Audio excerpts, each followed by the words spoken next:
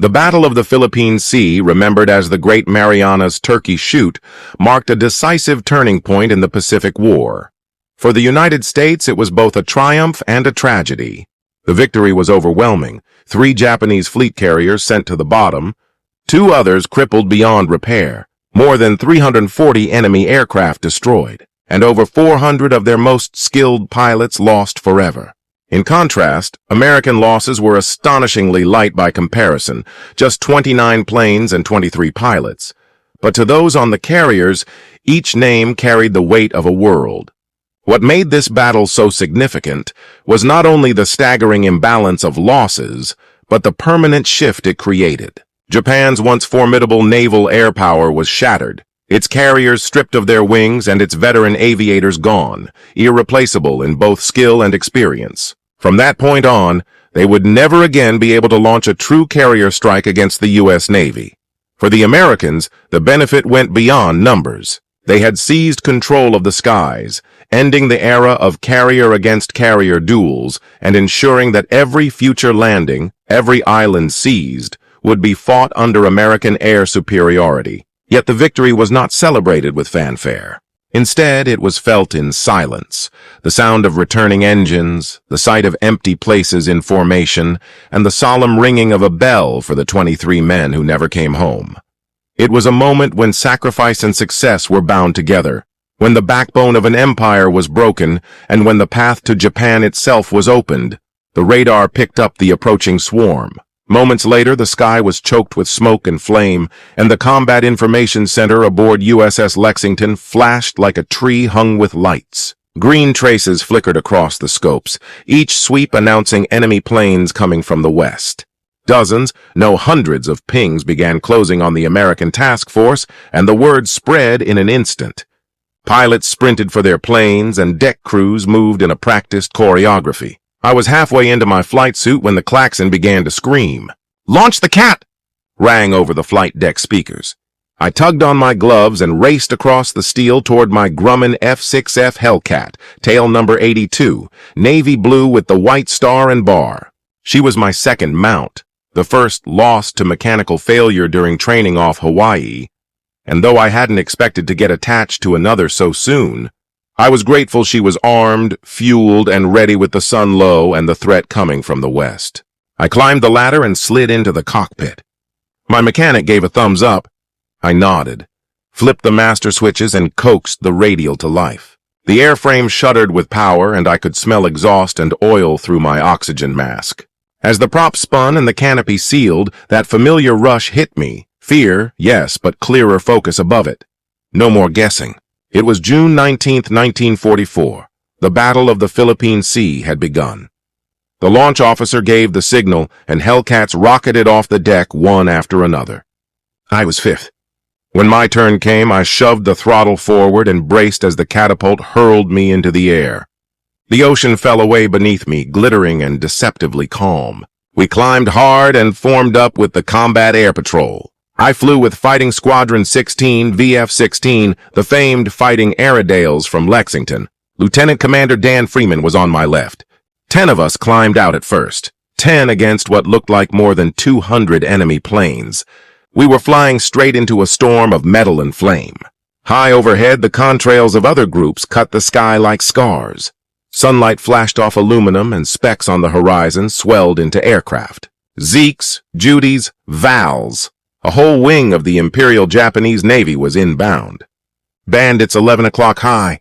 Break and climb!" Freeman barked into the radio. The next 30 seconds were pure bedlam. Tracer streams slashed the sky. Black puffs of flak erupted from the fleet, and anti-aircraft threw up deadly bursts like cotton. The Japanese formation broke and poured down on us in staggered waves. Dive bombers plunged for our carriers while Zeros hovered above, waiting to strike. I hauled back on the stick and slid in behind a Judy, squeezed the trigger, and my .650 calibers lit up. The bomber blew apart in a flash of smoke and flame. Wreckage scattered like glowing embers. I yanked left and dove beneath the spinning remains. No time to savor it. Another Judy came into view. I rolled, lined up, and fired. But before my rounds finished him off, another Hellcat dived in and sent him down. "Nice shot, whoever you are," I muttered.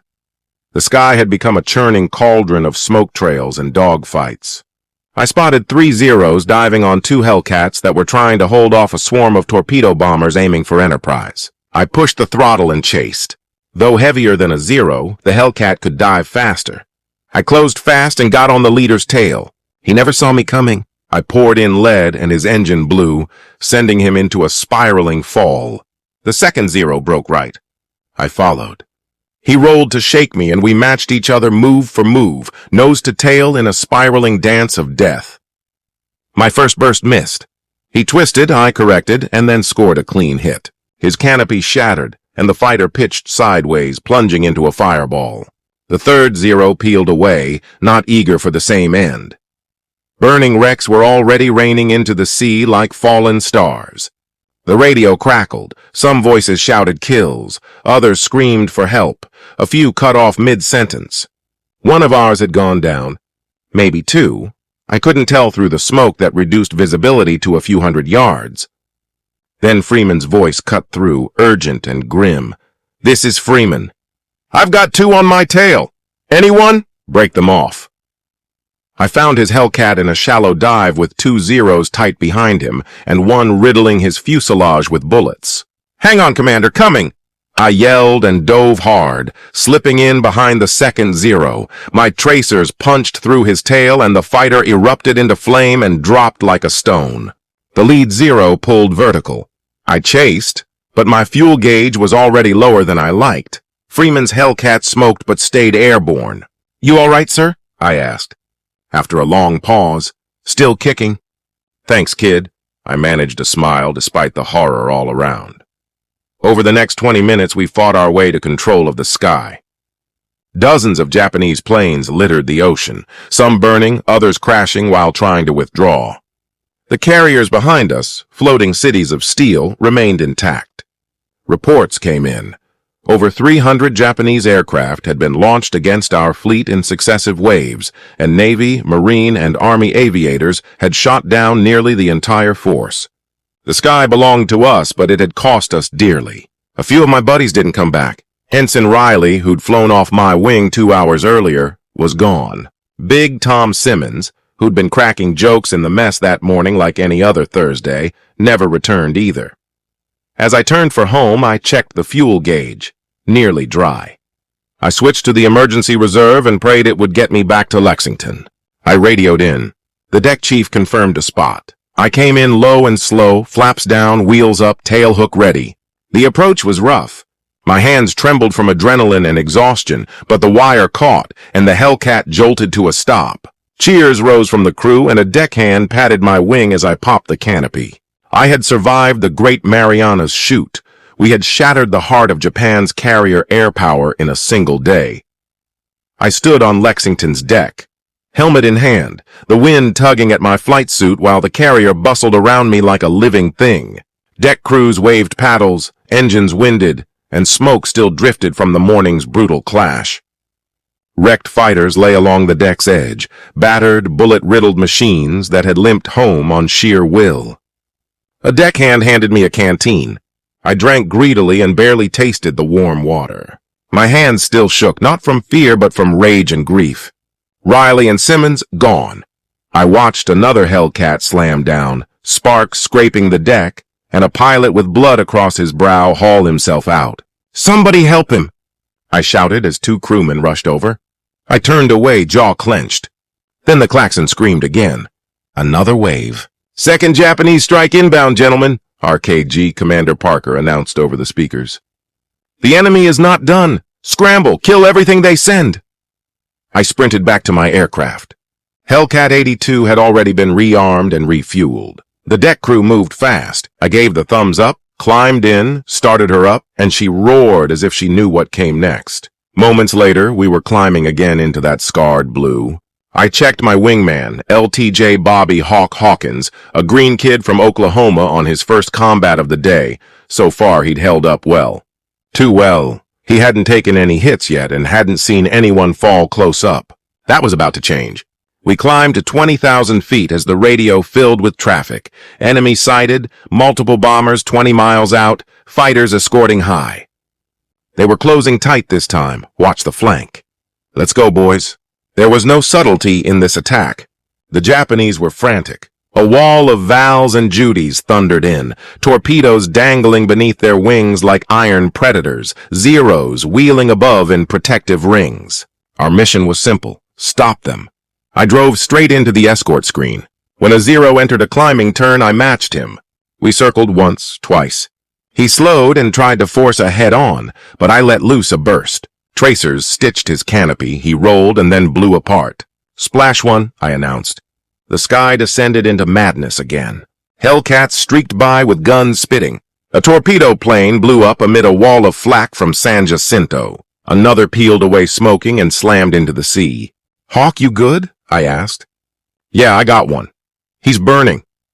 I looked down to see a Zero cartwheel into the water, its tail a torch. "Nice shot, kid." We looped back to cover a band of Avengers limping in from a failed torpedo run, slow and exposed. I spotted 2 Zeros coming in and dove. The leader cut right. I chased the wingman through cloud into open air, unloaded a long burst, and clipped his wing. He lost control and spiraled down, but not before a tracer ripped my cockpit and set warning lights blinking. A round had punched my skin. Taking hits. Gotta nurse her home if I can, I told myself, voice tight. "Break off! I'll cover!" Hawk yelled. "No, you stay in it." "Don't you dare come back for me!" I shot back and limped toward the fleet, keeping low. The Hellcat shuddered but held as smoke poured from the cowling. I stayed off the radio while the battle raged behind. Then the call that chilled me came over the net. "All hands, more inbound. Wave 3, bearing 030 and closing fast." How many planes could they still have? I barely made it to Lexington. The flight deck was chaos. Smoke, wreckage, medics hauling the wounded.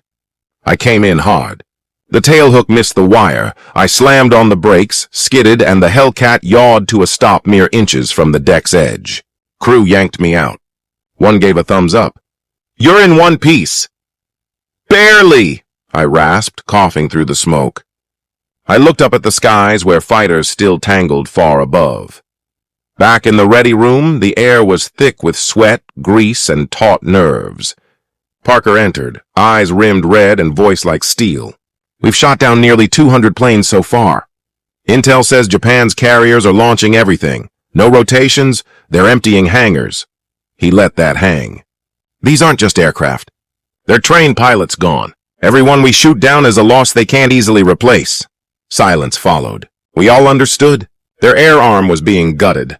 The Marianas fight wasn't merely a battle. It was a slaughter. We refueled, rearmed, and awaited orders while the carrier steamed on with destroyers screening. Black plumes marked where planes burned. Still the enemy kept coming. This had become the unmaking of Japan's carrier fleet, not by torpedo or bomb alone, but by pilots who met them in the sky and cut down the Empire's last chance with 50 caliber fire. And we weren't finished. They called it the Great Marianas Turkey Shoot.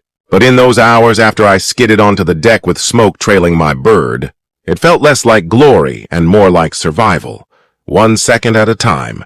One burst after another, one dogfight after the next. The ready room filled. Some men limped in damaged and were patched up. Others never came back, and many remained aloft, fighting. I stood by the bulkhead at the map table, gloves still on because my hands shook too badly to take them off. Parker re-entered with a clipboard. "Wave 3's been shredded," he said. "Over 100 committed, almost all shot down before they reached striking range." A murmur rippled. 2 more carriers spotted launching, 4 total now. "How many more do they have?" someone muttered. Parker looked up slowly. "Not enough." No smiles. None of us smiled. An hour passed. I sat on a bench, rehydrating and watching through a small porthole as the deck crew readied every Hellcat, Avenger, and Dauntless that could still fly. My Bird 82 was done. I was reassigned to another Hellcat, number 94, recently brought aboard from a damaged escort carrier. I didn't know her, didn't trust her, but the sky didn't care. Then came the order. Prepare to launch again. Wave 4 inbound. Back to the ladder, back into the cockpit. I climbed into 94 and read the painted name beneath the canopy, Sweet Lorraine, some lost pilot's sweetheart. I patted the panel. "I'll bring her back, I promised." I took off again, linking up with Hawk, who had stayed airborne after refueling on Wasp. He broke into my frequency. "You good, boss?" Still kicking. Then we saw them. Wave 4, the largest yet, nearly 130 aircraft, mostly bombers and kamikazes stripped of drop tanks to save weight. They weren't coming back. They intended to die. The sky ignited with orange bursts and smoke trails. The moment we intersected them, every American fighter group, VF-16, VF-2, VF-27, closed like a swarm of hornets. I dove on a Val headed for Hornet, lined up, and opened fire. Tracers shredded his fuselage, and he detonated into a blazing ball that slammed into the sea. Another came fast. A Zero buzzed past Hawk and swung onto my 6. I yanked back, rolled and bled altitude to force an overshoot. He flew right into my gun screens. Smoke and flame shredded his engine, and he cartwheeled into the ocean. By then, the sky was littered with fire. At least a dozen wrecks I could see spiraling into the water, and many more falling long before they reached the fleet thanks to AA or our fighters. "Too many to count," Hawk said later. It wasn't all triumph.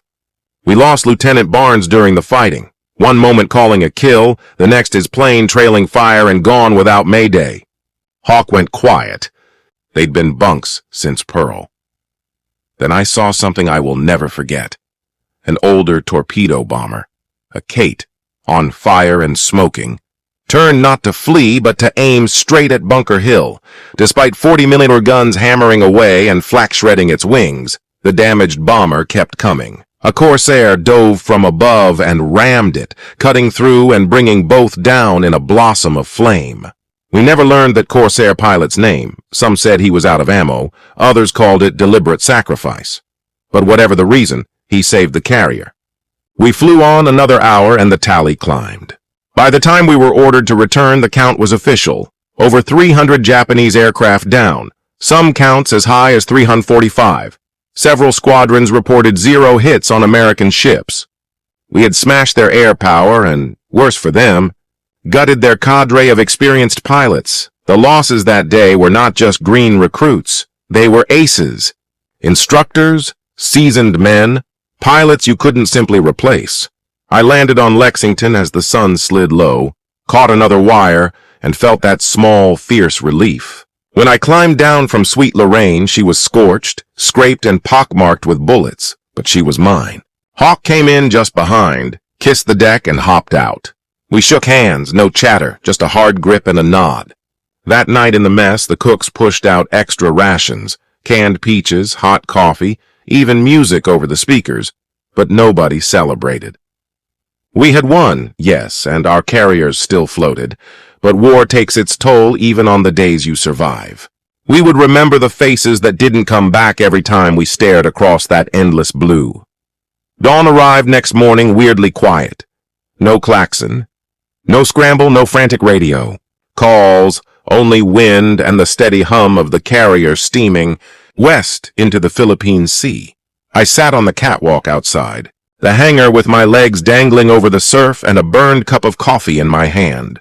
The salt stung my cheeks while deck crews moved below like shadows, clearing wreckage and piling twisted aluminum like firewood. We had shot down hundreds of planes, but we'd left pieces of ourselves up there too.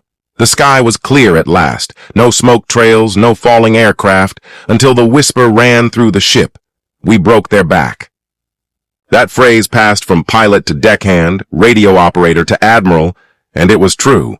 In less than a day, American aviators had shattered the core of Japan's naval air arm.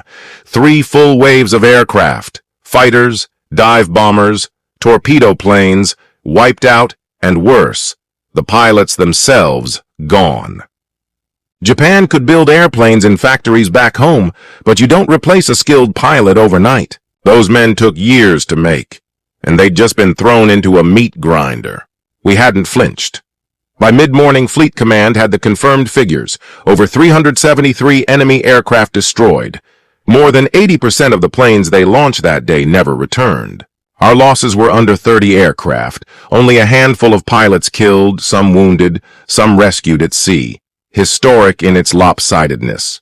At noon, Parker called us back to the briefing room and chalk in hand drew a wide arc across the Marianas on the map. "Their carrier force is retreating," he said. They launched from well beyond our effective range. They're running, but our scouts have them trailed. He paused and let a thin smile slip. Now we hit back. We had spent yesterday on defense, intercepting, scrambling, fending off wave after wave. Now it was our turn to strike. They assembled strike groups, dive bombers, torpedo planes, Hellcats, and escorts. The targets were clear, enemy carriers and cruisers crippled, scattered and limping west. Squadrons thundered off the decks that afternoon. I wasn't in the first wave. That honor went to the veteran bombing crews who'd trained for this since Pearl Harbor. But I watched them go, one formation after another lifting off like iron birds into the dying light. Late afternoon radio reports came in, carrier hit and burning, direct midships hits, multiple ships dead in the water. Some of the guys grinned when the chatter rolled in. Others listened with blank faces, shoulders bowed under yesterday's weight. I felt it in my gut. This was the end of Japanese carrier dominance.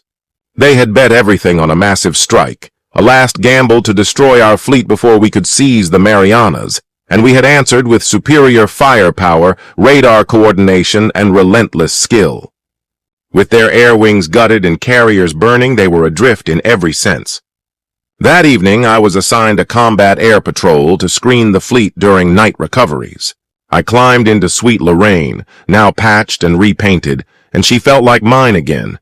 She'd survived the worst day in Japanese naval aviation history with me in the cockpit.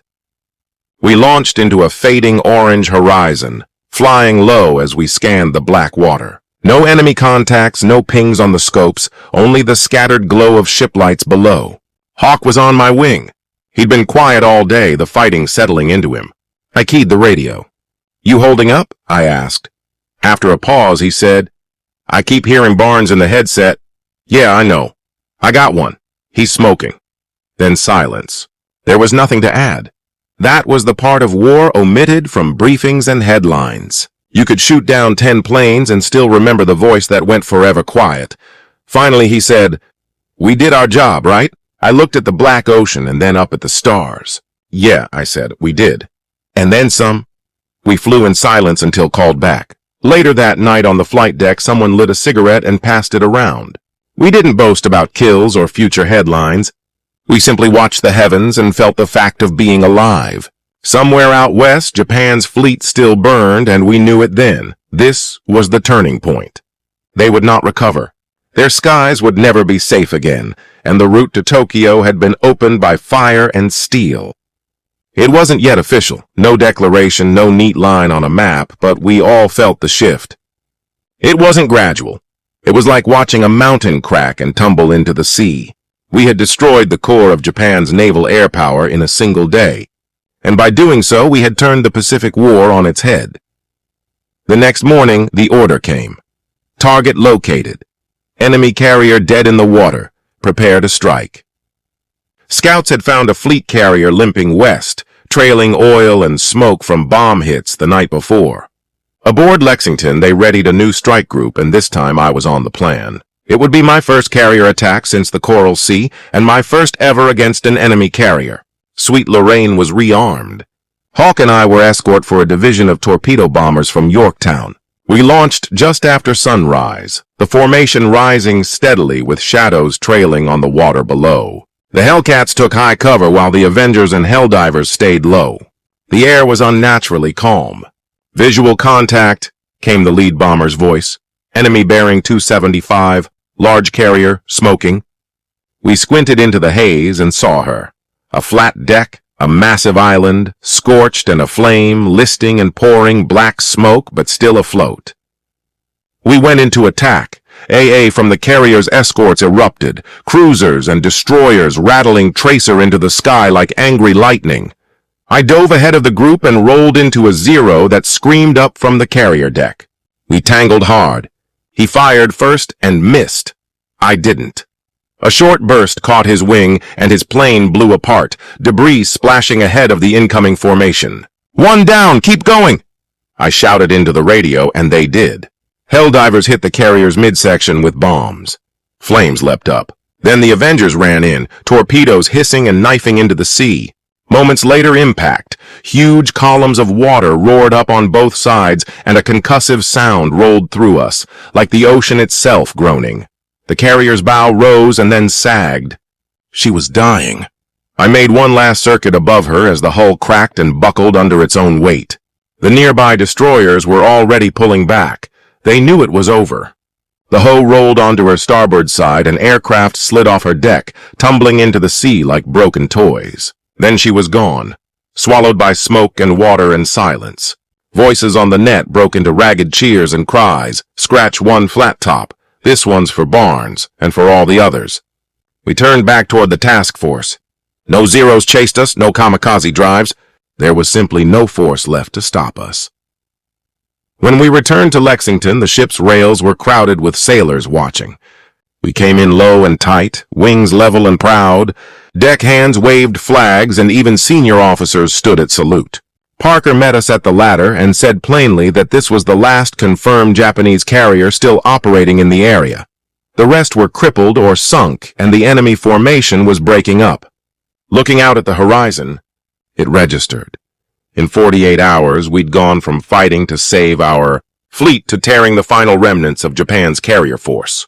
Apart, the same force that had struck at Pearl Harbor reduced to wreckage and flame. That night, I wrote a letter home dated June 21st, 1944. Dear Mom, I wish I could tell you everything, but the paperwork won't allow it. Only this: yesterday and today we did something enormous, bigger than anything since Midway. We went through and came out the other side. The enemy threw everything at us, and we sent most of it to the bottom. I lost some good men, but I'm okay. Still flying, still standing, and I think maybe we've turned the tide. Love always, your son. I folded it and handed it to the mail officer, knowing it might take weeks, maybe longer, to reach her. I needed someone back home to know what had happened out here. That's when it hit me. This wasn't just another battle. It felt like the beginning of the end. The rising sun had been struck down at sea. You could sense it everywhere, not only in clearer weather and shifting winds, but in the mood from deckhand to admiral.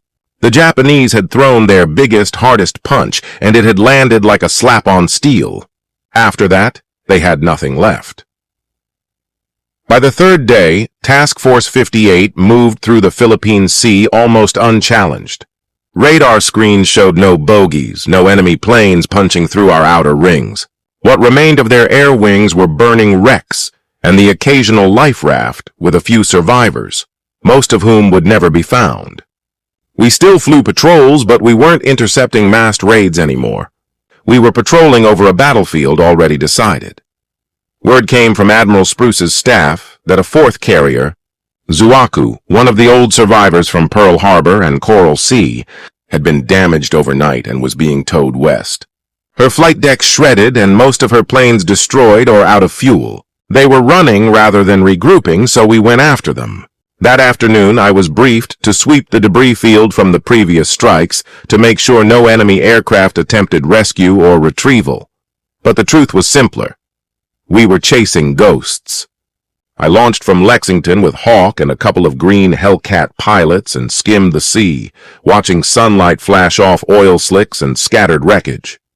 At one point, we passed the half-burned remains of a torpedo plane, only a wing and part of the fuselage afloat, the red Hinomaru still visible. I asked on the radio if anyone saw anything. Just driftwood and ghosts, Hawk replied, and then fell silent. We flew over the smoking carcass of a Japanese cruiser capsized and dead, and further on logged life rafts, mostly empty. A few with bodies, one with a man waving a white cloth. We recorded the coordinates and moved on. Back on Lexington, Parker walked into the ready room holding a damage report. Confirmed, he said. 346 enemy aircraft shot down, possibly more. We sank 3 carriers, Shokaku, Hio, and Teijo, and crippled a 4th, Zuaku. We destroyed numerous escort ships, cruisers, and destroyers with minimal losses. He looked at us, eyes hard. Gentlemen, this was a massacre. It will go down in the books. The Battle of the Philippine Sea is the moment Japan's carrier air arm ceased to be a real threat. No whoops followed, just stunned silence. We had watched hundreds of planes burn and fall, seen men jump into the sea, and lost friends. Riley, Barnes, Simmons. It wasn't the end of the war, but it felt like the start of its unwinding. That night in the mess deck, someone tacked up a hand-drawn cartoon. A turkey in a Japanese headband full of holes getting swatted from the sky by a Hellcat wearing a chef's hat and wielding a .50. The caption read, "The Great Marianas Turkey Shoot." Someone snorted. Another said that's what the papers would call it. For us, it was more than a catchy name. It was a graveyard. We had met the best pilots Japan had left, the veterans of Midway and Coral Sea, and we had outflown and outgunned them. They ran out of planes before we ran out of ammunition. Later, I lay on the top deck beneath a hard sky and watched the stars while Hawk lay nearby staring up as well. "You think they'll come back?" he asked softly. I hesitated, then shook my head. "Not like this. Never again." He was quiet a moment, then asked, "We're going to win this war, aren't we?" I nodded. "Yeah. We just shattered their wings." The stars burned cold and steady above the black Pacific, which rolled on and, for the first time in years, felt like the enemy was running instead of us chasing. The ocean, which had roared with fire days before, lay unnaturally calm, as if itself exhausted by the destruction it had swallowed. After the last waves and after the HIA went under, we sent recon deep into the western Philippine Sea, not just looking for crippled ships but for proof that the Japanese fleet had fractured. The photos came back, burning carriers, empty skies, no squadrons massing for counterattacks. They were gone, wiped out in 2 days. From Pearl Harbor to Midway to the Eastern Solomons, we'd lived under the shadow of their air power. That shadow had been shattered by bullets, bombs, and nerves at 20,000 feet.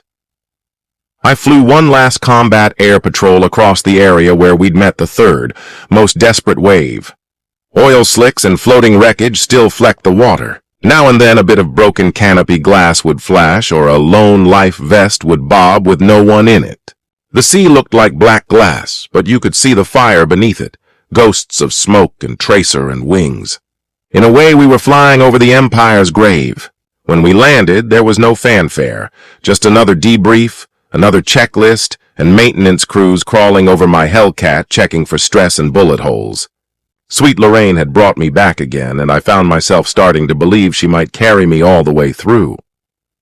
That evening, Admiral Mark Mitcher sent a fleet-wide message in plain language. Our forces have dealt a decisive blow to the Japanese fleet.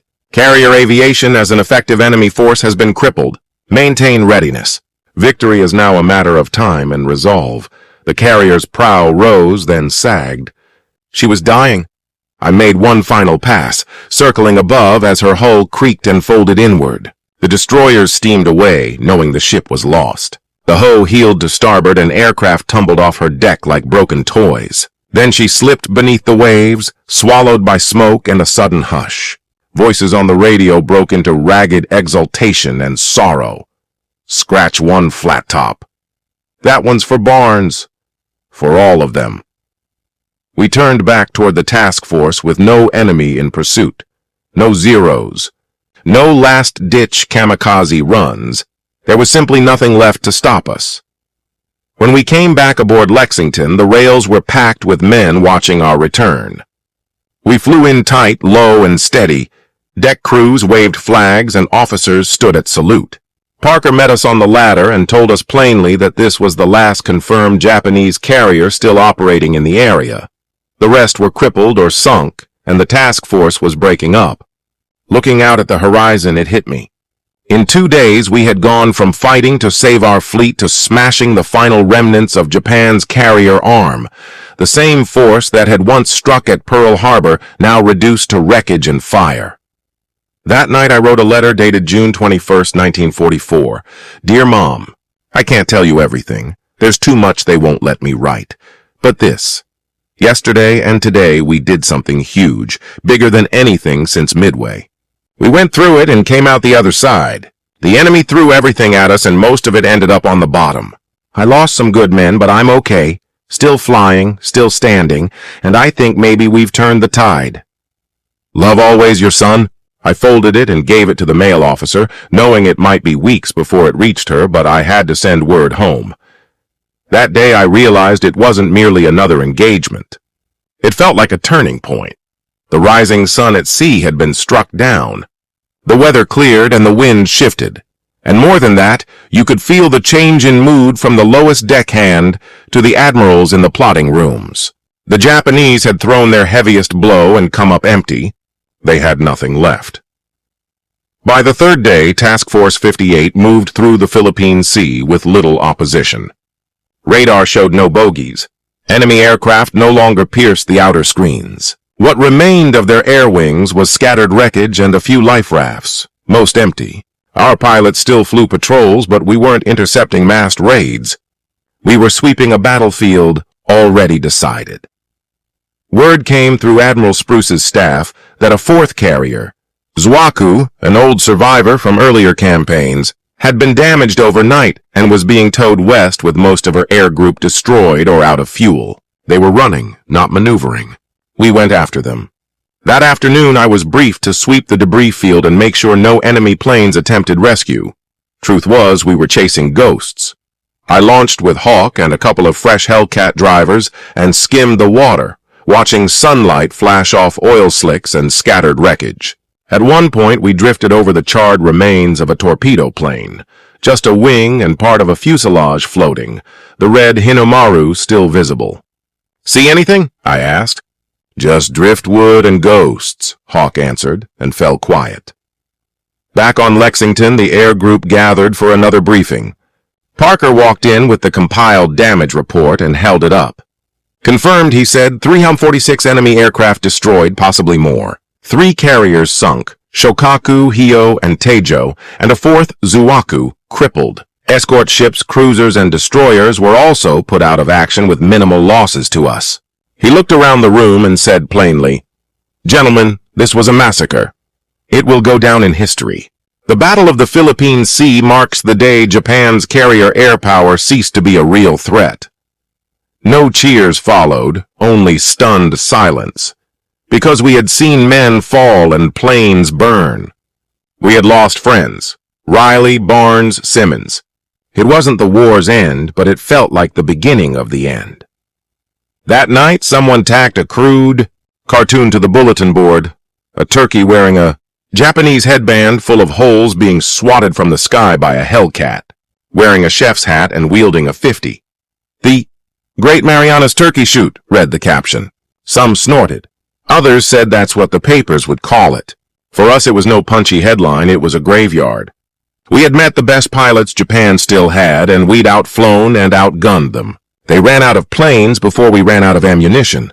Later, I lay on the top deck, staring at the stars with Hawk a few feet away. "You think they'll come back?" he asked softly. I hesitated and then shook my head.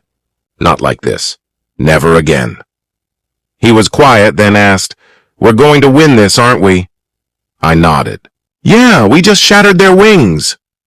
The sky above was cold and steady while the dark Pacific rolled beneath us, and for the first time in years, it felt like the enemy was running instead of us chasing. Recon went out across the western Philippine Sea, seeking proof that their fleet had fractured. The photos came back, burning decks, empty skies, no squadrons massing for counterattacks. They were gone, wiped out in 2 days. From Pearl Harbor through Midway and the Solomons, we had lived under the shadow of their air power. That shadow had been broken by bullets, bombs, and nerves at 20,000 feet. I flew one last combat air patrol over the place where we'd met the third and most desperate wave. Oil slicks still feathered the water, and pieces of wings and fuselages bobbed in the currents. Now and then a shard of canopy glass flashed or a lone life vest drifted with no owner. The surface looked like glass, but under it the evidence of fire remained. In a way, we were circling the enemy's grave. When we landed, there was no ceremony. Just another debrief, another checklist, and maintenance crews crawling over the planes to check for stress fractures and bullet holes. Sweet Lorraine had brought me back again, and I began to believe she might carry me all the way through. That evening, Admiral Mark Mitcher sent a fleet message, plain and direct. Our forces have dealt a decisive blow to the Japanese fleet. Carrier aviation as an effective enemy force has been crippled. Maintain readiness. Victory is now a matter of time and resolve. No fanfare, just facts. But when the words were read aloud on the flight deck, there was a long hush. Then a mechanic started clapping. Another joined, then another, and soon pilots, deckhands, ordnancemen, and signal officers were clapping too, not shouting. Just quiet, respectful applause because we all knew the cost. Every kill had come with a price paid in blood, sweat, and men who didn't return. Barnes, Riley, Simmons, and dozens more, some whose names we never learned. We also knew what we'd done. We had clipped the wings of the Japanese Empire, grounded their ambitions, and broken their backbone. They would never again launch a full-scale carrier strike against the U.S. Navy. The war would go on, fierce and bloody, but we would own the skies from that point forward. That night I wrote a second letter, dated June 22nd, 1944. Dear Mom, you wouldn't believe how blue the sky is out here. The stars, so many of them. I flew patrol today, just the birds and the wind, no gunfire. After everything, it felt like the sea was giving us a breath. I don't think I'll ever forget what we saw. Hundreds of planes all coming for us, and we sent them back in pieces. I'm proud. I'm tired, real tired. I think we changed the war. Love, your son. The days that followed were filled with the steady thunder of returning engines, one squadron after another limping in with smoke trailing and fuel gauges near empty. Pilots who landed with no radios, belly flops on deck, men hauled from cockpits half-conscious. Still, they made it back. Hawk and I flew a final routine sweep just to clear the skies. We catapulted into calm blue, climbed to 10,000 feet, and cranked along above a scatter of small islands. Not a blip on the scopes, not a cloud in the sky, just the wind and the hum of engines. Think it's over? Hawk said. Not the war, I answered. But this part, he added, and he was right. Carrier versus carrier, squadron versus squadron, this facet of naval air war had been broken. Fleet Command later posted the tallies on the chalkboard. 346 enemy aircraft destroyed. 3 fleet carriers sunk, 2 more damaged beyond repair. Over 400 enemy pilots lost. U.S. losses, 29 aircraft, 23 pilots. Numbers so lopsided they'd be debated for years, but we had been there and lived it. The papers screamed headlines, Air Fleet annihilated, greatest carrier battle in history. But aboard Lexington there were only quiet handshakes, letters home, and endless repairs. We didn't need headlines. We'd seen burning wrecks and heard the last calls of dying squadrons. The real victory was the sound of engines coming home, hundreds of them, some limping, some silent, some trailing smoke. Japan's did not. On the third day, Parker called for a small ceremonial flight, not for show, but for the men, a way to mark what we'd lost and what remained. 10 of us volunteered. Hawk flew on my wing. Sweet Lorraine had been patched and refueled, and she looked steady. We launched in the afternoon and swept a wide circle over the battle site, the Philippine Sea laid out below with the skeletons of Shokaku, Hio, and Tejo lying silent beneath the waves. We passed over the spot where the first interception had taken place. The air still felt haunted. I heard Simmons' voice in my head, saw Barnes's tail vanish in flame, and Riley's smoking cockpit nose down to the sea. We formed diamond on the return, and on final approach executed a missing man break. I pulled high and right and left that slot empty. That hollow in the sky said everything. Goodbye, thanks, you didn't die for nothing. We landed to quiet nods from the deck crew. No cheers, just a sober respect only earned by blood. That evening, the chaplain read a few verses as we faced west and watched the sun set over the line of destruction we had carved. Through the Japanese Navy, then a bell tolled, 1. Strike for each pilot lost, 23 rings. Each name read slowly until the weight of them landed harder than any burst of flak. Hawk held his helmet and stared at the horizon. We bring them home every time we fly, he said. I nodded. Every time. News of the victory spread across the Pacific. On islands, on ships, and at outposts, everyone heard. The Japanese carriers were gone, their planes destroyed, their best pilots dead or adrift. We'd turned the tide at Midway. At the Marianas, we had broken their back. From then on, every invasion from Guam to places beyond would happen under our air, not theirs. That was the price and the gift of the turkey shoot. We never forgot it. Years later, long after Sweet Lorraine was scrap and Lexington decommissioned, every June I'd still hear engines overhead in my head, the scream of Zeros diving, the staccato of .50 caliber fire, and then the silence that followed. In that silence, when the last wave had fallen and my gauges were near empty, I understood the truth. We weren't only fighting to survive, we were helping write the end of the Japanese